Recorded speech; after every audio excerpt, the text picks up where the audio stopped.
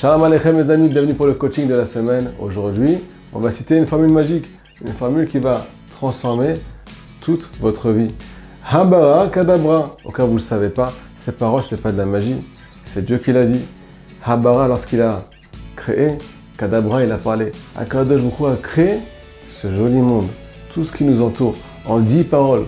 Nous disent nos sages, tu sais toi le juif, tu as aussi un monde miniature et tu peux aussi créer ton monde intérieur avec une parole, mais pas n'importe quelle parole. Habara Kadabra, lorsque tu vas parler, tu vas créer avec une parole positive, tu vas créer un monde positif. Il faut savoir qu'il y a plein de gens qui n'arrêtent pas de dire du matin au soir, j'ai tout pour être heureux, mais ils sont malheureux. Ils se sentent pas bien dans leur peau, ça va pas à l'intérieur, ils sont oppressés à l'intérieur. Pourquoi? Parce qu'ils vivent un enfer. D'où démarre cet enfer? Aujourd'hui, on vous explique d'où ça démarre. De la parole. Si notre parole est dirigée vers le bon sens, elle va nous sauver. Elle va créer un Gan Eden à l'intérieur, un paradis. C'est l'histoire d'un juif qui n'arrêtait pas de se plaindre. Il était hypocondriaque. Les gens, quand ils voyaient son numéro de téléphone s'afficher, alors ils avaient envie de jeter Rabotaï le téléphone à la poubelle. Ils avaient envie de s'enfuir. Ils avaient très peur de lui. Il n'arrêtait pas de se plaindre du matin au soir. Il était tout le temps en souffrance. Et les gens le voyaient, ils avaient de la peine, mais insupportable. Un jour, on lui a conseillé d'aller chez le psychologue. Lorsqu'il est arrivé chez sa psy, première séance, elle analyse pendant quelques minutes, et là, elle commence à comprendre de quoi il s'agit. Elle lui dit, écoutez monsieur, il n'y a pas d'autre solution. Vous n'avez plus le droit de sortir des paroles négatives de votre bouche. C'est plus possible. Alors lui, il est effondré, il ne peut plus parler. Et là, elle lui demande combien de temps ça va durer cette histoire. Combien de temps cette cure de désintoxication va durer? Elle lui répond, monsieur, de maintenant jusqu'à 120 ans. C'est plus possible, on ne peut plus continuer comme ça. Quand il a entendu ça, il s'est effondré. Rabotaï, il s'est levé, il s'est relevé. Il a recréé son monde parce qu'il n'avait plus le droit de parler. Alors il a commencé à remplacer le négatif par le positif. Aujourd'hui, Rabotaï est en train de donner une formule magique. Habara Kadabra, la façon de t'exprimer, c'est ça qui va créer ton monde intérieur. Écoute ce cours jusqu'au bout, tu vas comprendre de quoi il s'agit. Alors maintenant les amis, question pour un champion. On est en train de dire aujourd'hui que c'est la formule magique, la parole positive qui va tout changer dans ta vie. Mais jusqu'à présent, on a toujours entendu que c'est la prise de conscience qui aide à changer. C'est ça qui aide à bouger. Quand on voit ce qui se passe dehors, quand on voit les souffrances qu'on a passées, là on se dit que ça ne peut plus continuer. Alors pour répondre à cette question, on va parler un peu d'actualité avec la paracha. Au cas où vous ne le savez pas, dernièrement, on entend des cas terribles, des cas de viol, de pédophilie. Hachem Ishmor Veyatzil. Mais le pire dans tout ça, c'est que ce n'est pas la première fois que ça se passe. Et j'imagine que ce n'est pas la dernière fois que ça va se passer. Et la question qui se pose, pourquoi ça ne s'est pas arrêté dès le premier coup?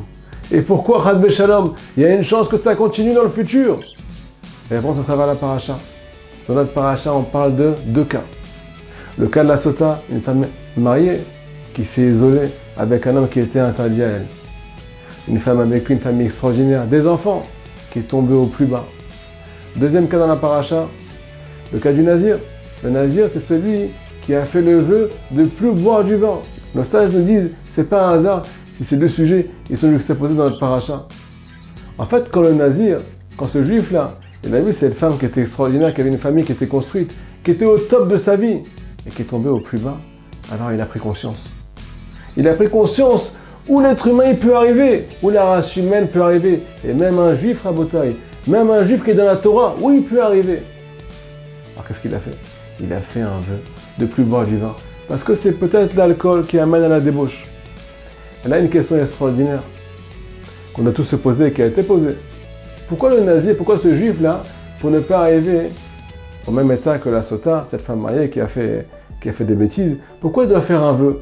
Pourquoi il n'a pas seulement pris conscience? Pourquoi ça ne lui a pas suffi de voir cette famille détruite là? La réponse est toute simple les amis.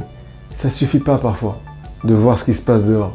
Ça ne suffit pas parfois de vraiment être conscient qu'on souffre et que notre vie ne peut plus continuer comme ça. Des fois il faut en parler. Des fois il faut se parler. Un conseil extraordinaire qu'on va vous donner aujourd'hui. C'est quoi l'aide des doutes? L'aide des doutes, c'est s'isoler avec Dieu, parler à Hachem, lui raconter tout ce qu'on a sur le cœur, prendre conscience de ce qui va, de ce qui ne va pas dans notre vie, faire l'analyse et changer ce qui ne va pas et grandir ce qui va. Je vous dis la vérité, Des fois, quand je vais à l'Aïd des doutes, je ne parle pas à Hachem. Je me mets devant lui, je suis avec lui, je suis protégé. Je suis en phase avec mon Créateur, mais je me parle à moi-même, je parle à mon cœur. Et il y a un conseil extraordinaire qu'on dit, quand tu viens t'asseoir à l'Aïd des doutes, ou si tu veux être debout, peu importe, alors c'est bien de faire 3 pas en arrière. Tu fais comme ça, 1, 2, 3. Pourquoi tu fais ça? Tu viens sortir de toi. Sortir de toi pour te regarder en face et t'analyser. Est-ce que ta vie, elle peut continuer comme ça? Essaie de prendre conscience, essaie d'analyser ce qui se passe dans ta vie. Est-ce que tu peux continuer avec tel comportement? Est-ce que tu peux continuer à souffrir autant? Est-ce que tu peux continuer à faire souffrir ton prochain? Quand tu te mets en face de toi, tu prends conscience que c'est plus possible. Et là, on te demande de te regarder et de te parler à toi-même. Avec beaucoup d'amour, avec beaucoup de miséricorde. Pas avec agressivité.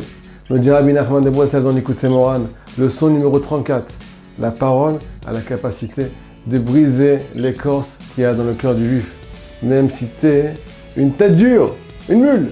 La parole, si elle est bien dirigée, si tu as la formule magique de la parole positive, dès le matin quand tu te lèves, elle a la possibilité de briser ton cœur. Tu peux tout changer quand tu te mets devant le miroir le matin. Pas besoin de la méthode Coué, juste besoin de la méthode du tzaddik. Parle-toi, dis-toi des choses extraordinaires, que tu vas passer la plus belle journée de ta vie. Et si on te pose la question, comment tu vas? Même si ça ne va pas, tu vas répondre. Je ne peux pas aller mieux que ça. C'est la plus belle journée de ma vie. Et même s'il fait moche dehors, pour toi il fera beau. Tu vas diriger le monde. Tu ne ferais plus diriger par ce monde. Est-ce que vous savez pourquoi les Breslev ont l'habitude de danser et de chanter? Aussi d'étudier, attention, hein. On parle des vrais. Les gens les prennent pour des fous. Et eux, ils s'en foutent. Tout simplement parce qu'ils ont compris que ce monde, il devient lourd. Ce monde, il devient insupportable. La vie, elle est ce qu'elle est. Le monde, il est ce qu'il est. Et non, on ne se laissera pas aller. Ils commencent à danser, à chanter. La la la la la la la la la la la la la la la la. Pourquoi? Pour sortir de la lourdeur. On ne va pas se laisser tirer par le bas, par le courant de la vie. On va être actif. On va se parler, on va danser, on va chanter. Une fois, il y a une femme, Hachem Yishmo Veyatzil, qui n'a pas lu son mari. Elle est veuve, Rabotai. Et là, le Rav Arouche vient lui rendre visite. Et il vient pour lui souhaiter ses condoléances. Mais cette femme-là, avant que le Rav Arouche vienne chez elle, elle avait l'habitude d'étudier le livre qui s'appelle Shara Betoda, les portes du remerciement. Elle avait l'habitude de dire merci à Kadosh Baruch Hu pour tout ce qui lui arrive, pour les choses bonnes et les choses mauvaises. Et là, quand le Rav Arouche est arrivé pour lui présenter ses condoléances, elle lui a dit: Rav, je suis vraiment désolé de vous dire, mais si j'avais pas honte d'être devant un tzaddik comme vous, je me serais mise à danser de remerciement pour le fait que Hachem ait pris mon mari. Alors c'est une parole très choquante et j'imagine que je vous ai choqué. Mais qu'est-ce qu'il y a derrière ces paroles? Soyez un petit peu plus profond. Cette femme-là, elle est tellement consciente que Hachem est bon et que Hachem ne fait que du bien. Et que si jamais, Chas Veshalom, elle se laisse aller par le deuil, elle va elle aussi rejoindre son mari. Même dans ce corps, elle peut mourir à l'intérieur. Elle peut arrêter de vivre. Alors elle a décidé de chanter et de danser. Alors elle a dit au Rav: si vous n'étiez pas là, je me serais mise à danser de remerciements pour Akadosh Baruch Hu. Et là-bas, le Rav Arouche, il écrit dans son livre que cette femme-là m'a donné un chizouk. Elle m'a changé ma vie. Parce que c'est elle qui a raison. Même s'il se passe des choses terribles, on ne peut pas se laisser aller. Il faut se diriger, faire la formule magique. Abracadabra, c'est moi qui vais créer mon monde. Je ne me laisserai plus aller, je ne me laisserai plus diriger. Shabbat Shalom.